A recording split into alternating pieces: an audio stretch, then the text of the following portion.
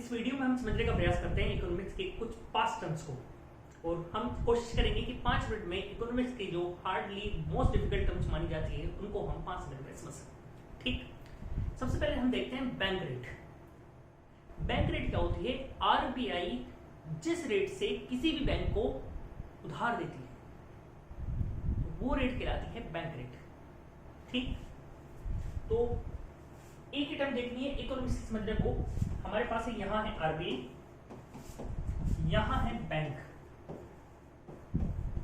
तो क्या जिस दर पर आरबीआई बैंक को रुपए दे रहे हैं वो क्या कहलाती है? Bank rate. सेकंड चीज, बैंक रेट इस दर से, ये ऐसी दर होती है जिससे कम दर पे कोई भी बैंक किसी भी को भी ग्राहक को रुपए नहीं दे सकती। थर्ड चीज, किसी भी बैंक को ये इस दर से ब्याज लेने के लिए कोई भी सिक्योरिटी जमा करानी नहीं पड़ती। ठीक, सेकंड टॉपिक, सेकंड हम देखेंगे, ये देखिए, ये है आरबीआई, ये है बैंक। तो आरबीआई जिस दर से बैंक को रुपए देती है वो तो कहलाती है हमारे पास रेपो रेट।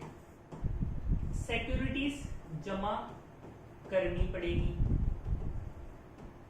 बैंक आरबीआई के पास जो रुपए जमा कर रही है उसके बदले में उसे जितने परसेंट ब्याज मिल रहा है वो कहलाती है रिवर्स रेपो रेट। ठीक, चौथा और पांचवा, सीआरआर और एसएलआर।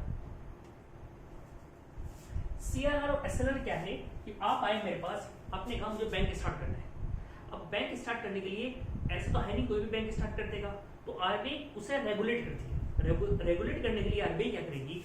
आरबीआई उससे करेगी कि आपको बैंक स्टार्ट करना चाहते हो, मान लेते हैं कोई 100 रुपए से बैंक स्टार्ट करना चाहता है। ठीक, तो बैंक उससे कहेगी आप ऐसा करो, कुछ पोर्शन 15% या 10% मेरे पास जमा करा दो।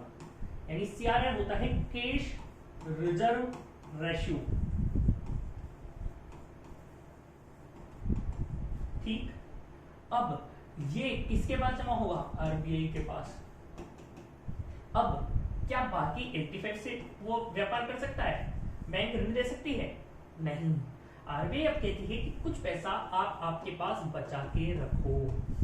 तो जितना पैसा सैचुरेटेड लिक्विडिटी रेशियो वो बैंक अपने पास संभाल कर रखेगी वो कहलाता है मेरे पास सैचुरेटेड लिक्विडिटी रेशियो। ठीक, 5 चीजें वापस रिपीट कर रहा हूं। Bank rate, bank rate RBI जिस दर से किसी भी बैंक को उधार देती है या ऋण प्रदान करती है वो कहलाती है bank rate. RBI repo rate, वह रेट जिससे बैंक जिस रेट से बैंक आरबीआई को ऋण देती है पर इसके बदले में उसे कुछ सिक्योरिटीज रखनी पड़ती है। रिजर्व रेपो रेट, बैंक जितना पैसा आरबीआई के पास रखते हैं उस पर जितना ब्याज देती है आरबीआई वो कहलाता है reserve repo rate. CRR cash reserve ratio, किसी भी बैंक को वह पोर्शन जो आरबीआई के पास रखना पड़ता है वो कहलाता है CRR. SLR saturated liquidity ratio, वह रेशियो, वह परसेंटेज जो किसी भी बैंक को अपने पास रखना पड़ता है लिक्विडिटी के रूप में वो कहलाता है सैचुरेटेड लिक्विडिटी रेशियो। ठीक, एक डिफरेंस है सीआरआर और एसएलआर में। एक डिफरेंस ये है कि आरबीआई के पास रखना पड़ता है, यहां पर बैंक खुद के पास रखती है। ये हमेशा कैश में ही होगा। सीआरआर नाम से स्पष्ट है, ये सैचुरेटरी है, कैश हो सकता है, गोल्ड हो सकता है और कोई टर्म्स में हो सकता है।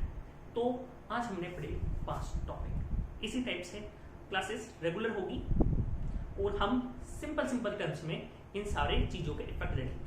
हम देखेंगे अगली क्लास में हम देखेंगे सीआरआर ज्यादा होना चाहिए, कम होना चाहिए, इन्फ्लेशन की स्थिति में क्या होना चाहिए, मंदी डिप्रेशन की स्थिति में क्या होना चाहिए, रिसेशन की स्थिति में क्या होना चाहिए, रेपो रेट कम होगी, रिजर्व रेपो रेट ज्यादा होगी and blah blah blah. Thank you so much.